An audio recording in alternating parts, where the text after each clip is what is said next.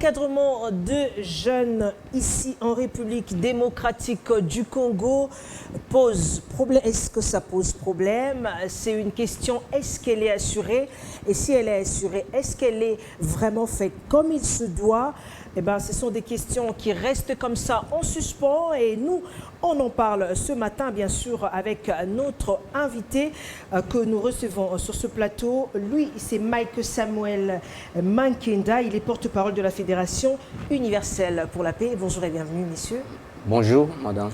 Et merci d'être sur ce plateau. On va parler ce matin de l'encadrement de jeunes face aux contraintes sociétales. Est-ce qu'aujourd'hui, en République démocratique du Congo, on peut dire que l'encadrement des jeunes est assuré ou alors les jeunes sont laissés pour compte?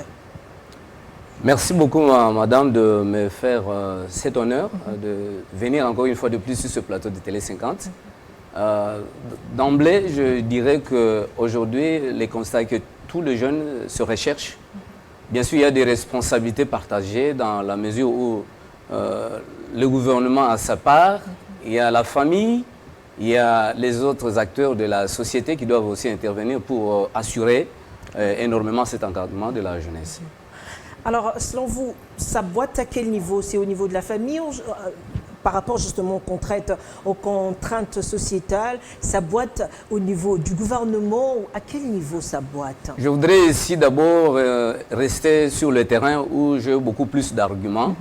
Nous sommes une fédération pour la paix universelle et nous mettons l'accent particulier sur l'encadrement de la jeunesse, bien sûr parce que à la longueur de la journée, nous écoutons les gens qui disent la jeunesse c'est l'espoir de demain. Mais cette jeunesse, espoir de demain, doit être préparée de maintenant pour qu'elle prenne la responsabilité de demain.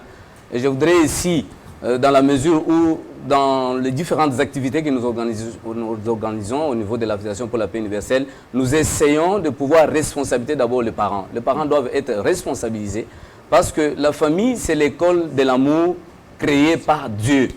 Et si au niveau de la famille, déjà, il y a un problème, même si les autres acteurs comme l'école, le gouvernement et les partenaires qui interviennent aussi dans ce secteur peuvent intervenir, ça ne pourra pas donner de résultats escomptés. Je voudrais ici mettre l'accent sur la responsabilité de la famille parce que c'est au sein de la famille qu'un enfant doit d'abord commencer à apprendre l'amour fraternel, l'amour parental, l'amour filial, l'amour même de sa patrie. Et une personne qui n'a pas appris à aimer au sein de sa famille, une fois dehors, perçoit la société comme ennemie. Aujourd'hui, beaucoup de problèmes que nous déplorons aujourd'hui avec des phénomènes comme le banditisme urbain, je crois que nous restons un peu impuissants face à ces fléaux, mais on ne responsabilise pas souvent le parent, parce que c'est au niveau de la famille qu'on doit commencer à recadrer les choses dès le bas âge pour que l'enfant qui demain sera dans les postes de responsabilité ne puisse pas aussi porter en lui des germes, des conflits ou des problèmes qui feront à ce que les autres jeunes soient délaissés. Aujourd'hui, on demande beaucoup plus aux responsables qui sont dans les institutions aujourd'hui de le faire. Est-ce que ces responsables, bien sûr, pas tout le monde, est-ce que dans leur famille, ils ont les mêmes responsabilités, ils ont le même souci. Dès lors qu'on peut prendre soin de ses propres enfants, qu'on voudrait le faire étudier dans les meilleures écoles, dans les meilleures universités, autant qu'on doit s'occuper aussi des autres. Parce que lorsque votre enfant peut étudier à Cambridge, à Stanford, à Yale, et il revient ici pour gérer des bourriques, des jeunes qui ne sont pas encadrés, je crois que ça va poser énormément... Par là, vous voulez dire que le gouvernement ne fait pas bien son travail, n'assure pas? Je ne sais pas la législation dans d'autres pays, mais dans notre pays, je sais quand même qu'il y a une loi et que les familles devraient être aussi accompagnées juste à une certaine mesure. Regardez, je prends un exemple. Aujourd'hui, j'ai une fille qui étudie dans une école. Dans une réunion de parents, on évoque un problème d'encadrement. Le recteur dit la responsabilité des enfants qui sont têtus, qui portent leur portable dans le sac, qui dérangent pendant les cours. C'est la responsabilité d'abord des parents. Lorsque vous achetez un téléphone à votre enfant et qu'il se retrouve avec ce téléphone pendant les heures des cours, ça c'est une défaillance. Si on peut commencer déjà à recadrer, jeter de bonnes bases pour l'éducation des enfants, parce que l'amour filial, c'est l'obéissance des enfants envers le parent. Ça ne demande pas une élection pour ça. Je crois que la meilleure façon de pouvoir créer une société beaucoup plus pacifique et beaucoup plus paisible, c'est de commencer à injecter une certaine dose de la spiritualité auprès des enfants dès le bas âge. Parce qu'aujourd'hui, quand les enfants sont petits, ils suivent leurs parents. Même si le parent fréquente un féticheur, le tout petit peut suivre. Mais lorsque vous grandissez, que vous commencez à prendre conscience de certaines réalités, facilement les jeunes ne suivent pas là où leurs parents prient. Il y a la responsabilité des parents, d'abord dans la famille. Il y a la responsabilité aussi des églises. Regardez aujourd'hui, dans toutes les églises, la plupart c'est de la moralité. Ce n'est pas l'évangile. On donne de la moralité pour des enfants qui ont raté l'éducation de base dans leur famille.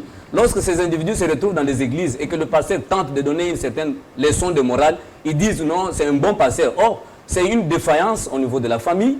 Peut-être que le pasteur essaie un peu de recoller les brèches, mais ça ne tient pas. Et lorsqu'on peut rater ce passage au niveau de la société, ça pose énormément de problèmes. Que répondez-vous à ceux-là qui pensent que les nœuds du problème, c'est le social? Parce qu'aujourd'hui, il faut le dire, les parents sont devenus démissionnaires. Du coup, ça affecte la vie des jeunes.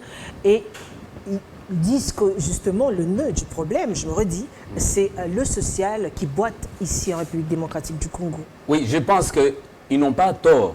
Les social, ça signifie qu'il y a des mesures. Moi, je voudrais ici commencer d'abord par la famille. Il faut encourager les mariages monogamiques. Parce que pour parler de la famille, il faut passer d'abord par le mariage.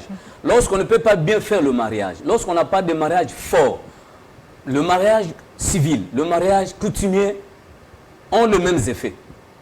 Mais ces deux mariages ouvrent le chemin vers le mariage religieux, où on met Dieu au centre.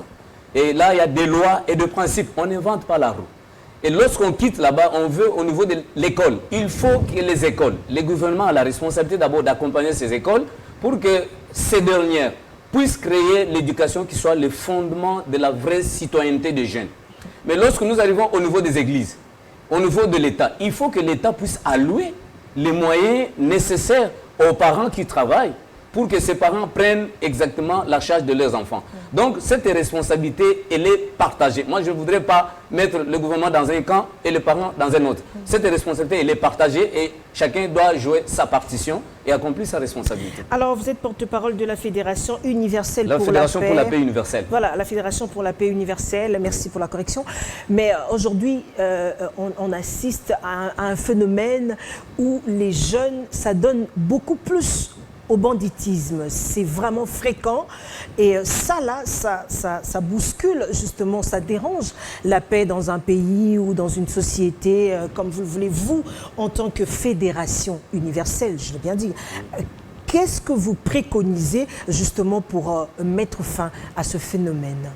Je crois que d'entrée de jeu, si j'ai évoqué que dans la Fédération pour la paix universelle, nous avons les conseils nationaux de paix, qui est une structure spécialisée dans la prévention, la médiation, le règlement pacifique des conflits et la réconciliation. Vous travaillez où? Nous sommes ici, le bureau se trouve au bâtiment du ministère du Travail et Prévoyance sociale, dans les locaux du projet Prégesco, projet pour le renforcement des capacités en matière de gestion des conflits.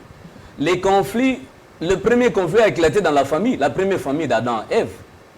Je voudrais être d'abord sur ce terrain-là, parce que tout ce que nous déplorons aujourd'hui, le banditisme urbain, phénomène Koulouna, tout ça, ce sont des conséquences. Mais les problèmes, la cause, c'est dans la première famille.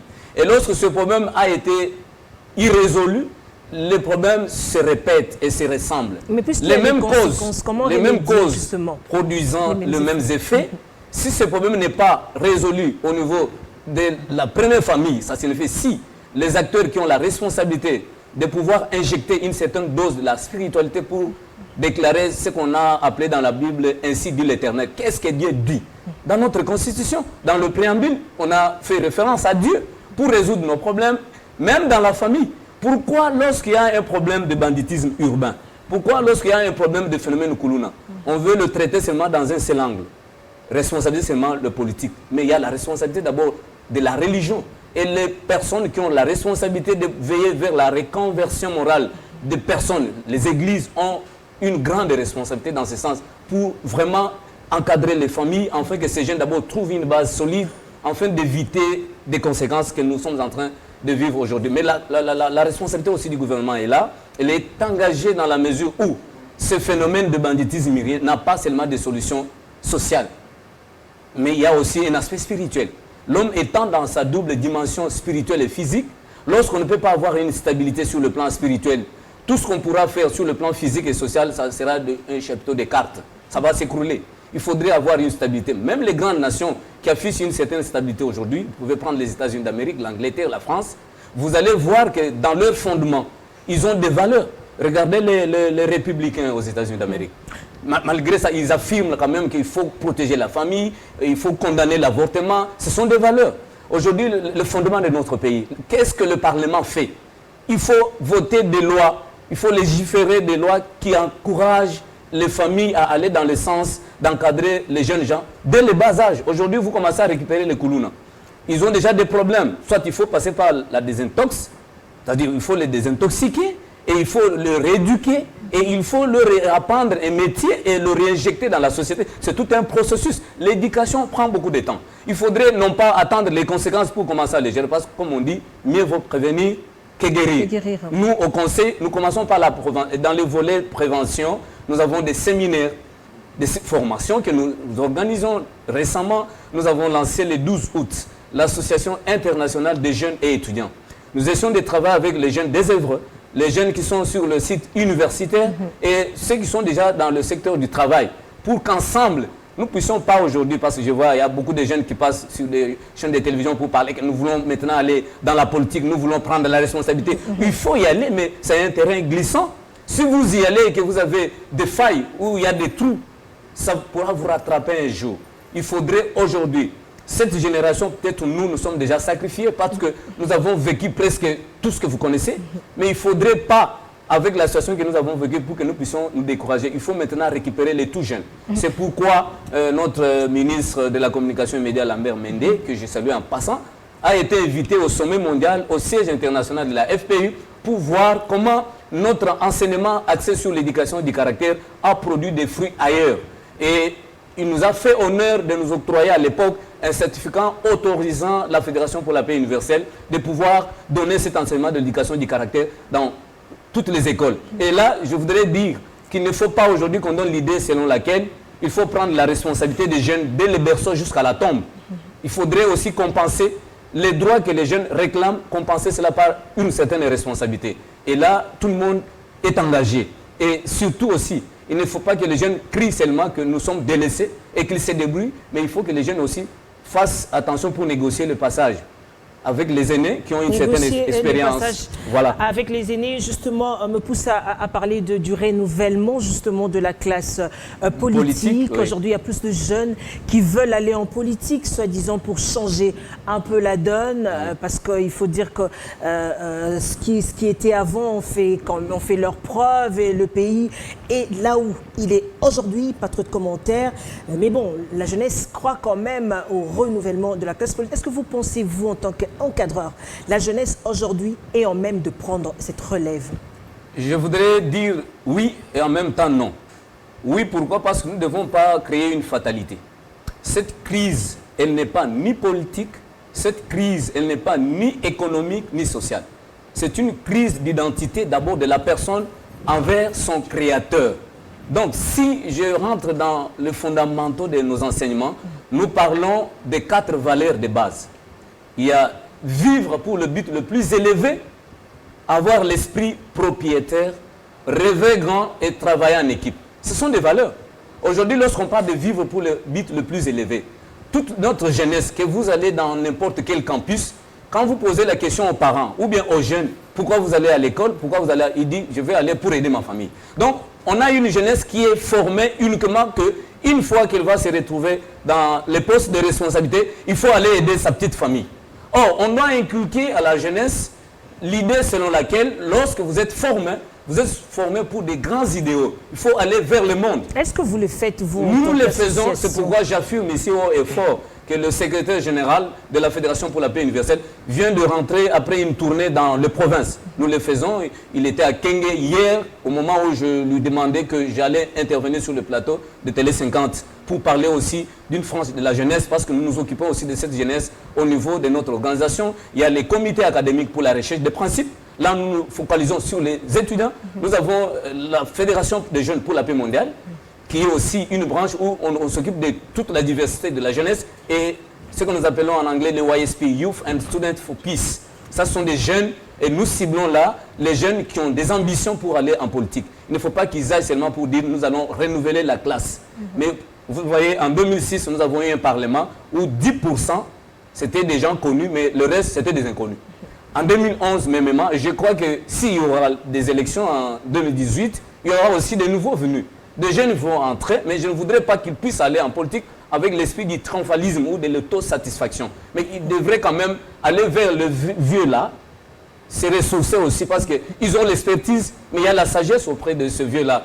On ne peut pas renouveler en mettant les autres dans l'enfer et nous devons diriger, nous devons négocier ça. C'est pourquoi nous parlons de la réconciliation entre la jeunesse et cette classe qui est là. Ce sont nos aînés et ce sont des racines. On ne peut pas scier, couper les racines. Même si on devient trop grand comme un baobab, ces racines, on doit les garder. Et le meilleur racine, c'est Dieu, c'est les lois et les principes. Et si nous vivons en fonction de ces lois, en appliquant un principe simple, qui est dans la nature, le principe de vivre pour les autres, qui est un moyen pour réconcilier la famille humaine divisée, les jeunes et les vieux, les valides et les invalides, les petits, les grands, bref, réconcilier l'homme et son Dieu, Dieu le Créateur. Voilà. Vous êtes porte-parole de la Fédération pour la paix universelle. Pour la paix universelle. Donc vous œuvrez donc pour la paix universelle. Il y a des exactions à l'est de la République démocratique du Congo. Sont touchés les femmes, les enfants, les jeunes, le plus jeune même. Qu'est-ce que vous faites en tant qu'association pour pouvoir récupérer justement ces jeunes qui sont touchés par ces exactions? Je voudrais déjà vous annoncer que la Fédération pour la paix universelle, à travers sa branche active qui est le Conseil national de paix, nous avons pour spécialité, comme je le disais, il faut prévenir d'abord. Là où il n'y a plus encore de problèmes, il faut y aller pour prévenir. C'est là où nous sommes dans le volet prévention. Mais là où il y a déjà des problèmes qui se posent. Vous pensez que c'est la responsabilité du gouvernement là? Non, nous accompagnons. Nous avons écrit récemment, nous avons saisi la CENI à travers le bureau des observateurs pacifiques pour les élections, qui est dirigé par un ambassadeur pour la paix, M. Awa, que je salue en passant. Nous avons saisi la CENI pour une mesure d'accompagnement. On ne doit pas jeter seulement des pierres sur le gouvernement. Nous sommes dans la prévention, dans le règlement des conflits. Nous ne sommes ni pour l'opposition, ni pour la majorité. Nous essayons d'aller là où les personnes semblent s'opposer. Nous leur emmenons des principes de paix universels qui font à ce que, même si nous pouvons avoir des divergences, mais aujourd'hui, on ne peut pas tirer sur une case dans laquelle se trouvent vos enfants. Il y a les fondamentaux de la nation. Il y a cette nation qui nous reste. Nous pouvons avoir des différences d'opinion, mais nous ne pouvons pas brûler le pays sans nous le disons, sans verser dans la flatterie pour quiconque je mets à défi ici. Et la CENI nous a recommandé au niveau de la CIM, qui est la commission d'intégrité et de médiation, où nous attendons la réponse pour que nous puissions commencer aussi à travailler avec eux. La CENI nous a demandé d'affecter certains ambassadeurs pour la paix qui sont des observateurs pacifiques, qui ne vont pas faire le monitoring pour dire tel a gagné, tel a fait ceci, mais nous observons pacifiquement pour faire des suggestions. Et la CENI nous a demandé aussi d'aller palper du doigt la machine à voter qui fait couler beaucoup d'encre et de salive. Parce que nous ne pouvons pas émettre un avis si nous n'avons pas encore touché à cette machine. Il faut que les ambassadeurs pour la paix, qui sont spécialement des personnalités recrutées dans les divers secteurs de la vie publique, puissent aussi toucher à cette machine et émettre aussi un avis. Et nous essayons aussi d'aller à l'Est au moment où je vous parle. Nous avons des ambassadeurs qui sont allés à Bujumbura pour prendre part à une conférence internationale des femmes leaders.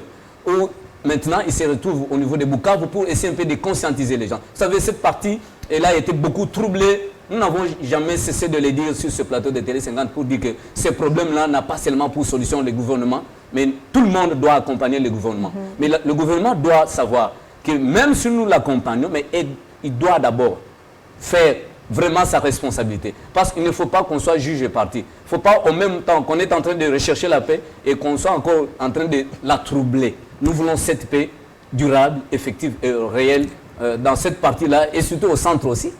Et même à l'ouest, dernièrement, avec les phénomènes que nous avons connus récemment. Et voilà. Alors, nous parlons de l'encadrement de jeunes face aux contraintes sociétales. Il y a des ONG, mais également des fédérations aujourd'hui qui reçoivent des financements et de financements pour l'encadrement des jeunes. Mais ces fonds, malheureusement, n'arrivent pas à destination. C'est un phénomène que tout le monde est en train de décrier. Vous, en tant que responsable justement d'une fédération qui prône pour la paix, quel est votre mot justement par rapport à ça? C'est un problème d'éthique, madame. C'est un problème d'éthique. Vous savez, il y a plusieurs organisations ici qui travaillent par réflexe de survie. Ça signifie qu'on crée des ONG pour juste servir la famille, ses cousins, ses cousines. La Fédération pour la paix universelle, c'est une organisation qui travaille avec les statuts consultatifs généraux. Nous travaillons jusqu'ici avec les Nations Unies, avec le statut consultatif spécial. Ce n'est pas n'importe. Il y a 5000 ONG, parmi lesquelles vous avez 150 qui travaillent avec ces statuts-là. Depuis le 24 juillet de cette année, on a reclassé la FPI, notre organisation, vu l'impact et l'ampleur de nos activités dans le monde. Récemment, nous avons tenu le sommet mondial à Dakar avec le président Macky Sall. Je crois que notre chef de l'État a été aussi invité, mais vu son calendrier, son horaire, peut-être qu'il y a eu des personnalités qui sont parties.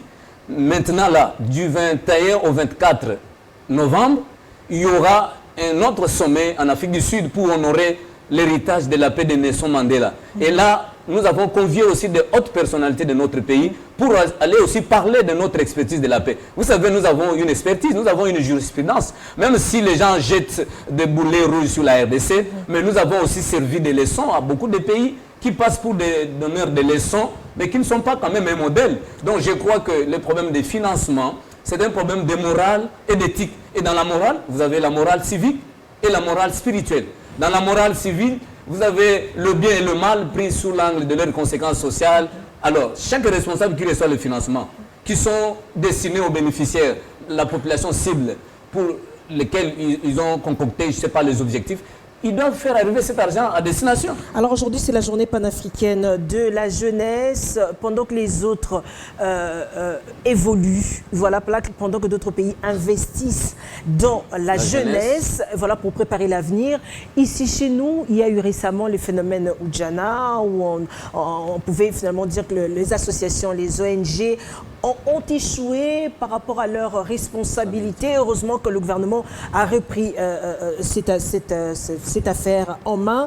Et comment les choses doivent se présenter aujourd'hui, hein, du côté de la jeunesse, aujourd'hui où nous célébrons justement la journée panafricaine de la jeunesse. Quand je parle de choses doivent se présenter, c'est ici, en République démocratique du Congo, avec tout ce qu'on vit comme phénomène, bien évidemment, Oudjana et tout ce qu'on a cité ici sur ce plateau. Bon, moi, je ne suis pas étonné lorsque je voyais les gens mettre beaucoup plus l'accent sur ce problème Oudjana, parce que peut-être ça a pris une autre coloration. C'est un problème qui ne date pas d'aujourd'hui. Peut-être que non, ça devient beaucoup plus accentué, qu'on a tiré un peu l'attention sur ça. Cette journée panafricaine, bien sûr, c'est la jeunesse. Je salue quand même que dans notre pays, nous avons une dame, si je ne me trompe pas, Francine Mouyumba, qui lutte aussi, je vois, elle se bat, elle est en train de battre un travail de titan pour mobiliser la jeunesse, à ce que nous puissions prendre la responsabilité pour dire que ceux qui pensent qu'ils sont en position de pouvoir aider les autres, parmi ces jeunes, ils doivent le faire. Les gouvernements aussi doivent aussi prendre sa responsabilité de pouvoir non seulement intervenir, comme je l'ai vu avec des policiers qui commençaient même à aller arrêter d'une façon un peu abusive d'autres jeunes, mais il faut aussi associer tout le monde, la société civile. Quelle est la responsabilité de cette société civile, bien qu'en RDC, elle est devenue aussi, je ne sais pas, politisée, à un moment donné, elle entre en politique. Ce n'est pas tous ces ONG doivent prendre la responsabilité de pouvoir endiguer ce phénomène, ces fléaux de Oudjana, avec d'autres formes, avec des spirales que vous connaissez mieux que moi, que nous devons mettre fin à ça. Et nous devons beaucoup plus encadrer des jeunes pour leur faire rencontrer le Dieu créateur qui est le responsable des lois et des principes en fonction duquel fonctionne cet univers. Et si nous pouvons le faire, nous allons aborder une société congolaise beaucoup plus pacifique et beaucoup plus équilibrée. C'est votre dernier mot, monsieur Mike Samuel Mankinda. Merci d'avoir été sur ce plateau. Je rappelle que vous êtes porte-parole de la Fédération pour la paix universelle. Merci, madame. Merci également à vous tous qui nous avez suivis de partout dans le monde. Restez sur Télé 50 à 10h. C'est le journal en langue nationale. Entre-temps, l'actualité se poursuit bien sûr sur notre portail numérique. À 11h, ça sera un nouveau journal. Mais entre-temps, prenez soin de vous car chaque jour est une vie.